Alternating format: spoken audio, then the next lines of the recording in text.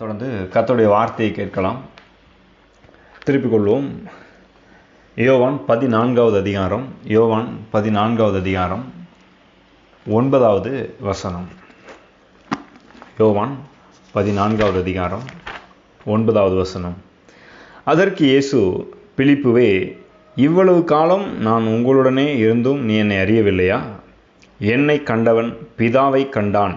அப்படி இருக்க பிதாவை எங்களுக்கு காண்பியும் என்று நீ எப்படி சொல்கிறாய்? பாருங்கள், இங்கே இயேசு ஒரு அற்புதமான காரியத்தை நமக்கு வெளிப்படுத்துகிறார். நாம் பாடியது போல நம்முடைய தேவன் நமக்கு பிதாவாக இருக்கிறார், அப்பாவாக இருக்கிறார். அவரை எப்படி பார்க்கறது, அவரை எப்படி புரிஞ்சுக்கிறது, அவரை எப்படி நம்ம அறிந்து கொள்வது அப்படின்றத குறித்து ஒரு தெளிவான காரியத்தை சொல்கிறார். என்ன சொல்கிறாரு? அதற்கு இயேசு, பிலிப்புவே, என்னை கண்டவன் பிதாவை கண்டான். அப்போ எப்படி கடவுள்னா யாருன்னு எப்படி புரிஞ்சுக்கிறது? ஒரே ஒரு வழிதான்.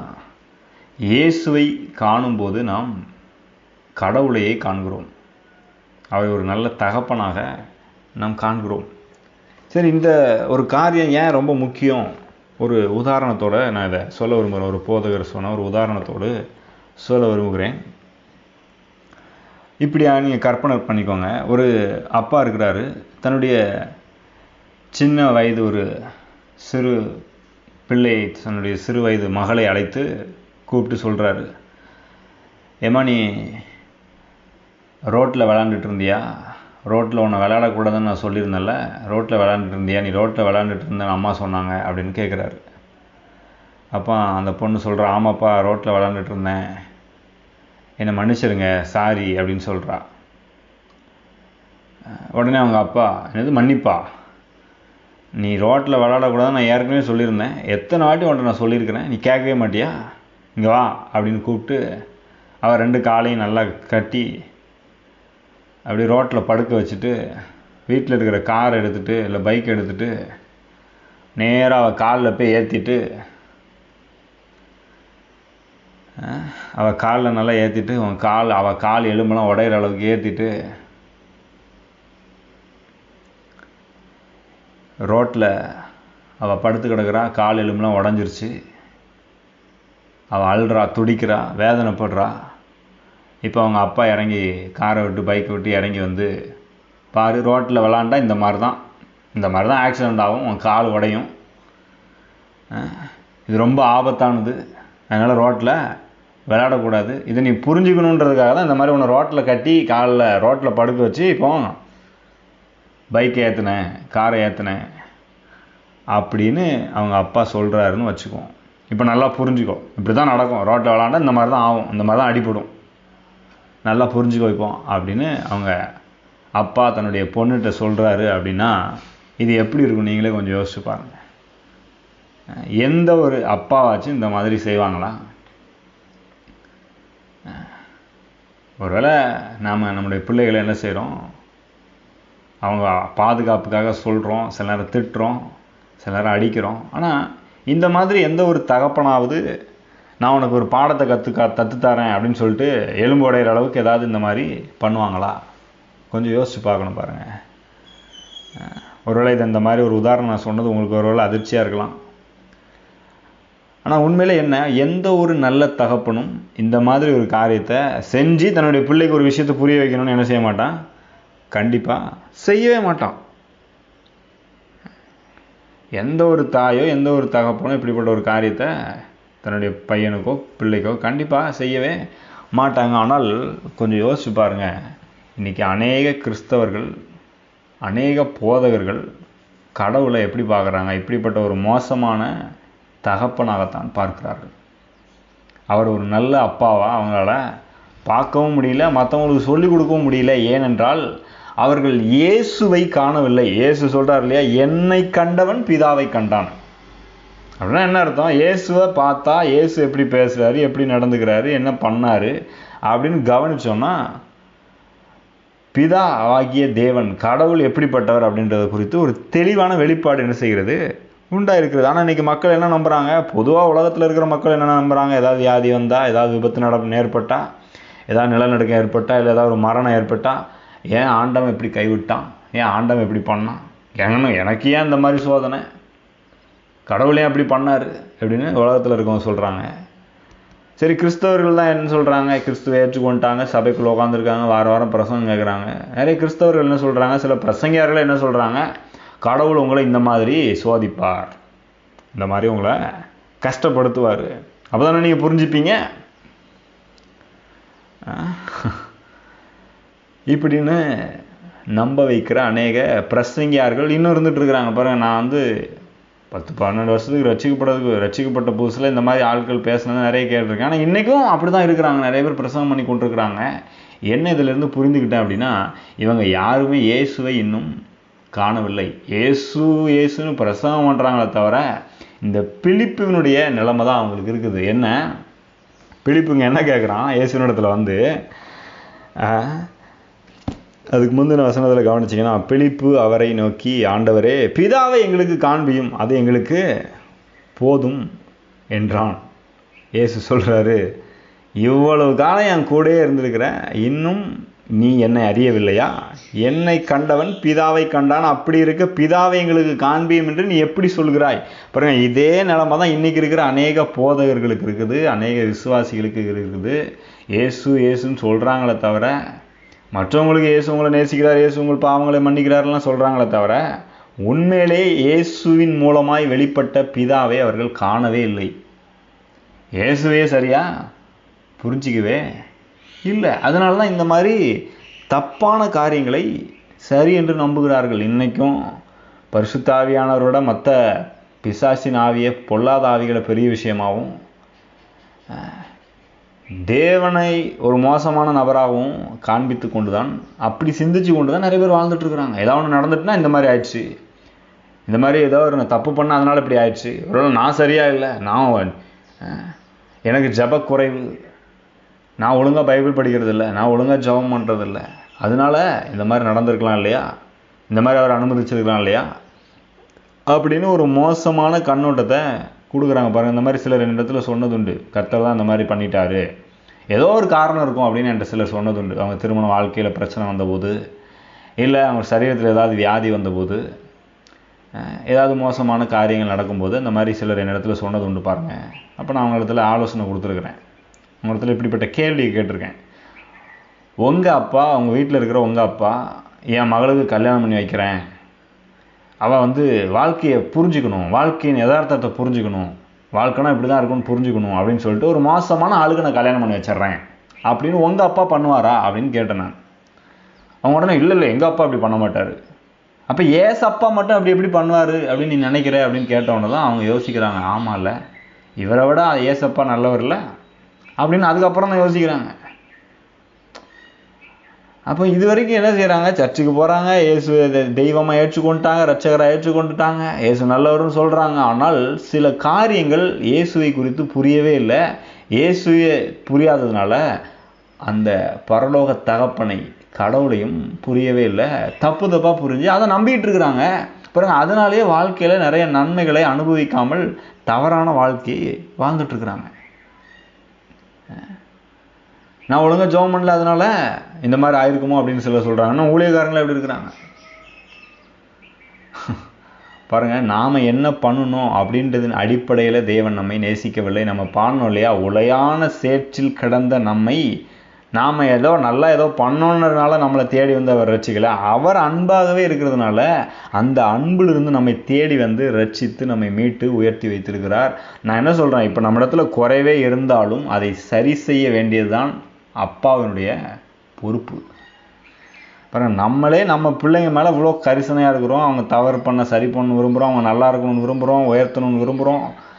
அவங்க சில காரியங்களை புரிஞ்சிக்கலன்னா அவங்கள அவளுக்கு இறங்கி வேறு விதமாக சொல்லி கொடுத்து ஏதாவது ஒன்று பண்ணி நம்ம முயற்சிக்கிறோம். இயேசு சொல்கிறார், பொல்லாதவர்களாகி நீங்களே உங்கள் பிள்ளைகளுக்கு நல்ல ஈவுகளை கொடுக்க அறிந்திருக்கும் போது, நல்ல விதமாக சொல்லி புரிய வைக்கணும்னு விரும்பும்போது, பரலோகத்தில் இருக்கிற பிதாவை மட்டும் எப்படி தப்பாக சொல்ல முடியுங்க? அவர் அதிக நன்மைகளை கொடுப்பது அதிக நிச்சயம் அல்லவா? அவர் பரிசுத்த ஆவியை கொடுப்பது அதிக நிச்சயம் அல்லவா அப்படின்னு லூக்கால சொல்றாரு. நிறைய பேர் இன்னும் என்ன சொல்லிட்டு இருக்காங்க, ரட்சிக்கப்பட்டவங்களை பார்த்து உனக்குள்ள ஏதோ ஒரு பொல்லாத ஆவி இருக்குது அப்படின்றாங்க. நேற்று கூட அப்படிப்பட்ட காரியத்தை பார்த்துட்டு வந்தோம் பாருங்கள். நிறைய ஊழியக்காரர்கள் சிலரை பார்த்து இப்படி சொல்லிடுறாங்க, உங்களுக்குள்ளே ஏதோ ஒரு ஆவி இருக்குது, ஏதோ ஒரு தோஷம் இருக்குது, ஏதோ பிரச்சனை இருக்குது. ஆனால் வேதம் சொல்லுகிறது தெளிவா, அவர் நமக்கு பரிசுத்த ஆவியை கொடுப்பது அதிக நிச்சயம் அல்லவா. அந்த பரிசுத்த ஆவியை தான் கொடுத்திருக்கிறார். நமக்கு அவர் பயமுள்ள ஆவியை கொடாமல் அன்பும் பலமும் தெளிந்த புத்தியும் உள்ள ஆவியை கொடுத்திருக்கிறார். இதுதான் சத்தியம், இதுதான் உண்மை. ஆனால் சர்ச்சுக்கு போயிட்டு வந்தால் கூட இந்த விஷயம் புரியல. இந்த பிழிப்பு மாதிரி தான், பிதாவை எங்களுக்கு காண்பீங்க அது போதும் அப்படின்ற நிலையில தான் நிறைய பேர் இருக்கிறாங்க. என்ன நடக்குதுன்னே தெரியாமல் ஏசுன்னு சொல்லிட்டு இருக்கிறாங்க. இயேசுவையும் புரிஞ்சிக்கல, அதனால பிதாவையும் புரிந்து கொள்ளவில்லை. இதுதான் அநேகருடைய வாழ்க்கையில் இன்றைக்கி இருக்கிற பிரச்சனைக்கு காரணம். ஆனால் இயேசுங்க என்ன சொல்கிறாரு? என்னை கண்டவன் பிதாவை கண்டான். அப்போ இயேசு தேவனுடைய அந்த சுபாவத்தை தன்னுடைய செயல்களில் பூமியில் வாழ்ந்தபோது அப்படியே வெளிப்படுத்தினார். இதை தான் நம்ம சுவிசேஷ புஸ்தகங்கள் எல்லாத்துலேயும் வாசிக்கிறோம்.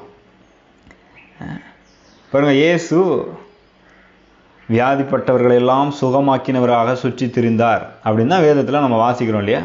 எங்கேயாச்சும் நீங்கள் மத்தேயு, மார்க்கு, லூக்கா, யோவானில் சிலரை மட்டும் அவர் வியாதிப்படுத்தணும்னு விரும்பினார், இல்லைன்னா ஏதாவது ஒரு இடத்துல சிலரை மட்டும் அவன் தோல் ரொம்ப நல்லா இருக்குது, கொஞ்சம் குஷ்டம் அனுப்பிடுறான் உனக்கு அப்படின்னு எங்கேயாவது பண்ணாரா? இல்லவே இல்லை. குஷ்டத்தோடு வந்த ஆட்களை, தொழுநோயோடு வந்த ஆட்களை சொஸ்தமாக்கினார், சுகப்படுத்தினார். யாரையாவது ஒருத்தர் கூப்பிட்டு நீ சரியா இல்லை பாரு, நீ காலைல ஒழுங்கா நீ ஜெபம் பண்ணல, அதான் கொஞ்சம் உனக்கு ஏதாவது பட்டால் தான் புரியும் அப்படின்னு சொல்லிட்டு வேற ஒரு பொல்லாத ஆவியை யாருக்குள்ளேயாவது அனுப்புனாரா? அனுப்பவே இல்லை. பிசாசு பிடித்தவர்களெல்லாம் துரத்துறாரு பாருங்க. அவங்க அந்த மக்களை திட்டலை, பிசாசை கடிந்து கொள்றாரு. இந்த மக்களை திட்டுகிற பரிசேயர்களை, அன்னைக்கு இருந்த போதகர்களை கடிந்து கொள்றாரு. ஆனால் இயேசு ஒருபோது என்ன செய்யலை, அப்படி பண்ணவே இல்லை பாருங்க. குருடராக இருக்கிறவனை பார்த்து நீ குருடாக இருக்கிறதா ரொம்ப நல்லது, உனக்கு எப்படியே இருந்துக்கோ, இதான் உன்னை குறித்து கடவுளுடைய சித்தம் அப்படி சொல்லலை. உடனே சுகமாக்குகிறார். பார்வை அடைவாயாகன்றாரு, தொட்டு பார்வையை கொடுக்குறார். அப்போ இயேசு இந்த மாதிரி தவறான காரியத்தை சொல்லி எங்கேயுமே நம்ம என்ன செய்யலை, வேதத்தில் ஒரு இடத்துல கூட எழுதப்படலை, பார்க்கவே இல்லை நம்ம. இன்னும் கேட்டால் அப்போஸ்தலரில் லூக்கா எழுதுகிறார். அப்போஸ்தலர் 10வது அதிகாரம் 38வது வசனத்தில், நசரேயனாகிய இயேசுவை தேவன் பரிசுத்தாவினாலும் வல்லமையினாலும் அபிஷேகம் பண்ணியிருந்தார். அவர் என்ன பண்ணாராம்? நன்மை செய்கிறவராய் சுற்றி திரிந்தார். பிசாசின் பிடியில் அகப்பட்ட எல்லோரையும் சுகமாக்குறவராயும், வியாதிப்பட்ட எல்லாரையும் குணமாக்குறவராயும், நன்மை செய்கிறவராயும் சுற்றி திரிந்தார். அப்போ அதுதான் தேவனுடைய சித்தமாக இருக்குது. பிதா பூமியில், கடவுள் பூமியில் இருந்தால் என்ன பண்ணுவார் அப்படின்றத இயேசு மனிதனாய் வந்து அப்படியே லிட்டரலாக செயல்படுத்தி காண்பிக்கிறார். இதில் தான் நம்ம புரிஞ்சுக்கணும் பாருங்கள், இதை நல்லா புரிஞ்சுக்கணும். இதில் வந்து ஒரு நாளும் ஒருவேளை இப்படி கடவுள் பண்ணுவாரோ, ஒருவேளை அன்னைக்கு இருந்த அந்த ஒரு தவறுனால இன்னைக்கு இப்படி நடந்திருக்குமோ, ஒருவேளை எங்கள் அப்பா அம்மா பண்ண பாவத்தினால ஒரு சாபம் வந்து தொடர்ந்துச்சோ, அதனால இந்த மாதிரி வந்துருச்சோ, இப்படிலாம் யோசிக்கவே கூடாது பாருங்க. எந்த சாபமும் நம்முடைய வாழ்க்கையில் வரக்கூடாது என்பதற்காக தம்முடைய சொந்த குமாரனை சிலுவையில் பாவமாக்கினார், சாபமாக்கினார் என்று வேதம் சொல்லுகிறது. நேற்று அதை தான் பார்த்தோம் இல்லையா. அவர் நாம தேவனுடைய நீதி ஆகும்படிக்கு தம்முடைய குமாரனை சிலுவையில் பாவமாக்கினார். அப்போ இதை குறித்து நம்ம தெளிவாக புரிஞ்சுக்கும் போது என்ன உண்டாகும்? இவர் நல்ல தேவன், நல்ல தகப்பன். இவர் ஒருபோதும் எந்த ஒரு சின்ன தீமை கூட அவரிடத்துல இல்லை. அவர் இப்படி பண்ணுவார் அப்படி பண்ணுவார்ன்ற ஒரு வேற்றுமையின் நிழல் கூட அவரிடத்துல இல்லை. அவர் பொல்லாத காரியத்தினால யாரையும் சோதிக்கிறது இல்லை. அவர் எப்பொழுதும் நன்மை செய்கிறவராய் சுற்றி திரிந்தார்னு இயேசுவை பற்றி சொல்லியிருக்கணும். அதுதான் கடவுள், அவர்தான் பரலோக தகப்பன். அவர் நன்மையை தவிர வேற எதையும் செய்ய மாட்டார். ஏனென்றால் அவரை தவிர நல்லவன் ஒருவனும் இல்லையே இயேசு சொல்றார்.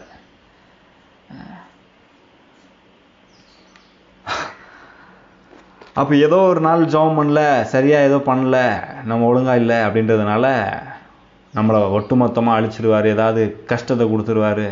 ஆரம்பத்தில் சொன்ன மாதிரி அந்த மாதிரி பிள்ளைகளுக்கு தொல்லையை கொடுத்துருவாருன்னு நம்ம நினச்சோன்னா ரொம்ப ரொம்ப தப்பு பாருங்கள். உங்களுடைய பிள்ளை வியாதிப்பட்டு வழியில் துடிக்கும்போது ஒரு தகப்பனை நீங்கள் என்ன விரும்புவீங்க? என் பிள்ளை எப்படியா சரியாகணும், சுகமாகணும் அப்படின்னு உங்கள் இருதயம் விரும்புது இல்லையா? பிள்ளை எறும்பு கடிச்சதுன்னா கூட அதை சரி பண்ணணும் அப்படின்னு சொல்லி நம்ம என்ன செய்கிறோம்? துடிக்கிறோம். பிள்ளை தலைவலிக்குதுன்னு சொன்னால் உடனே நம்ம துடிக்கிறோம். சின்ன சின்ன காரியம் பிள்ளைகளை பாதிச்சா கூட உடனே நம்ம துடிச்சு போயிடுறோம் இல்லையா? அப்போ கொஞ்சம் யோசிச்சு பாருங்க, நம்ம இருதயமே நம்மளுடைய பிள்ளைகளை குறித்து இப்படி இருக்குமானால் நம்மை உண்டாக்கின நம்முடைய பரலோக தகப்பனுடைய இருதயம் எந்த அளவுக்கு இருக்குன்னு கொஞ்சம் யோசிச்சு பாருங்க. அவர் எந்த அளவுக்கு நாம நல்லா இருக்கணும், சுகமாகணும், வெற்றி அடையணும், முன்னேறணும் அப்படின்னு அதிகமாய் விரும்புவார் என்பதை நாம் எண்ணி பார்க்க வேண்டும்.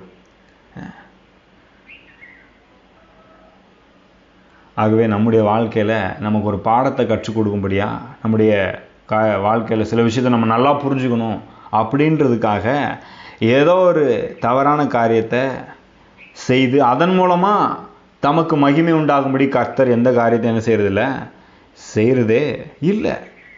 அப்படி ஒருவேளை அப்படிப்பட்ட எண்ணங்கள் யாருக்காவது இருந்துச்சுன்னா, அந்த மாதிரி யாராவது சொல்கிறாங்கன்னா, அது தேவனுடைய ராஜ்யம் கிடையாது, அது பிதாவினுடையது கிடையாது, அது இயேசுவினுடைய வார்த்தை கிடையாது, அது பைபிளே கிடையாது, அது மதம் பிடித்த மனிதர்களால் சொல்லப்படுகிற தவறான கருத்து.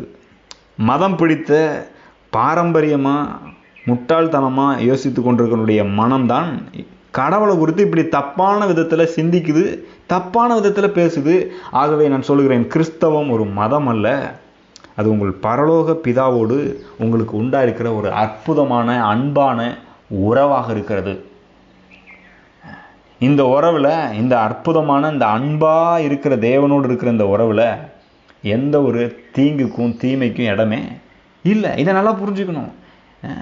அப்போ இன்றைக்கி உங்களுடைய இருதயத்தில் நீங்கள் தேவனை குறித்து என்ன யோசிச்சுருக்கிறீங்க அப்படின்றத கொஞ்சம் யோசிச்சு பாருங்கள்.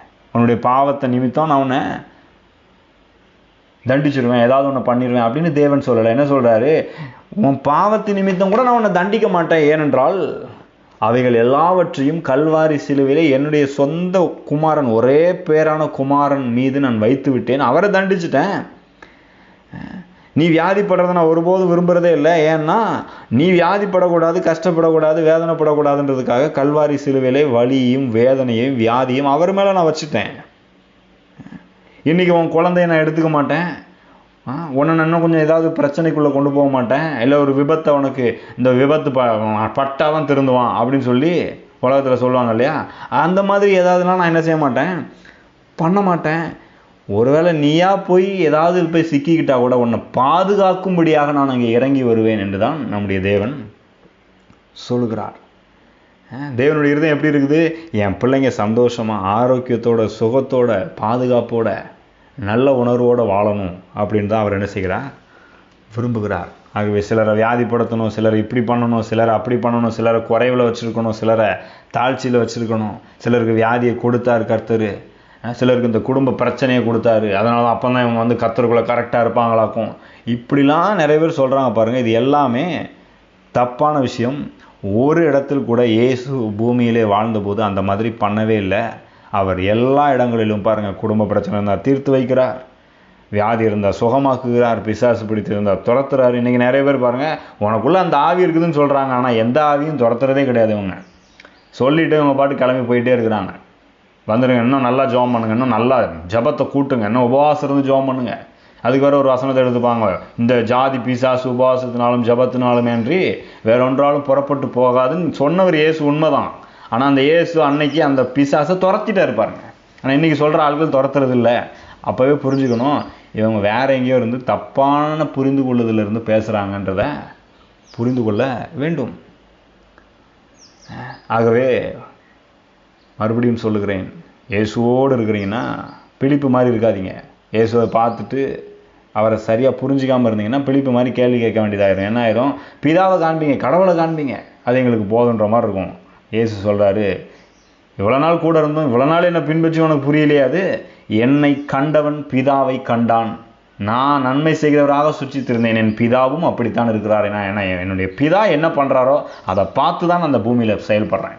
என் பிதா என்ன பேசுகிறாரோ அதைத்தான் நான் இங்கே பேசுகிறேன்.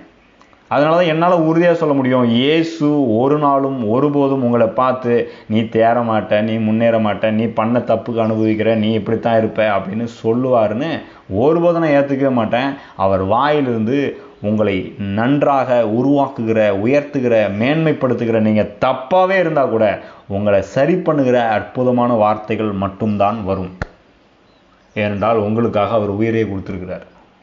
ஆமென். ஆகவே இந்த நல்ல தகப்பனை நாம் புரிந்து கொள்ள வேண்டும். இந்த நல்ல தகப்பன் நாம் நன்றாக இருக்க வேண்டும் என்று நம்மளோட ரொம்ப நல்லா விரும்புகிறார். நம்ம கூட சில நேரம் இவ்வளோ போதும் அப்படின்னு செட்டில் ஆகிடுறோம் ஒரு குறுகிய நிலையில். ஆனால் இந்த நல்ல தகப்பன் நாம் எல்லா விதத்திலும் நன்றாக இருக்க வேண்டும் என்று நம்மை குறித்து ஒரு மேலான தரிசனத்தையும் நோக்கத்தையும் திட்டத்தையும் வைத்து நம்மை ரட்சித்திருக்கிறார். ஆகவே இதை எண்ணி பார்ப்போம். எப்பொழுதும் இயேசுவை நோக்கி பார்ப்போம். அவரிலே நம்முடைய நல்ல பிதாவை, நல்ல தகப்பனை பார்ப்போம். பாருங்கள், இதை பார்த்தாலே போதும், பெரிய வெளிப்பாடு. இது நம்முடைய வாழ்க்கையை இது மாற்றிவிடும். இது உங்களுடைய வாழ்க்கையை மாற்றுறது மட்டும் இல்லை, மற்றவருடைய வாழ்க்கையும் இதன் மூலமாக பெரிய ஒரு மாற்றத்துக்கு நேராக கொண்டு செல்லும். ஆகவே இந்த வெளிப்பாட்டோடு ஒவ்வொரு நாளும் வாழுங்கள். நாம் ஜெபிக்கலாம். ஸ்தோத்திரம் கர்த்தாவே, நல்ல தகப்பனை நன்றியோடுமை துதிக்கிறோம், ஸ்தோத்தரிக்கிறோம், நன்றி செலுத்துகிறோம்.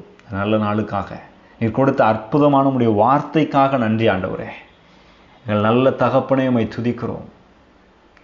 எங்கள் ஆண்டவராக இயேசு சொன்னாரே, என்னை கண்டவன் பிதாவை கண்டான், நாங்கள் அவரை காண்கிறோம், அவரிலே உம்மை காண்கிறோம். நல்ல தகப்பனாக, நல்ல ஒரு அப்பாவாக உங்களை பார்க்குறோம் ஆண்டவரே. இதை குறித்த ஒரு வெளிப்பாடு உண்டாகட்டும். இந்த நல்ல தகப்பன் பொல்லாத தீமையினால் என்னை சோதிப்பது இல்லை, அவர் நன்மையை மட்டுமே எனக்கு செய்கிறார் என்கிற வெளிப்பாடு உண்டாகட்டும். அந்த வெளிப்பாட்டிலே இதை கேட்கிற ஒவ்வொருவரும் வாழட்டும். இது அதற்கு உதவி செய்வீராக.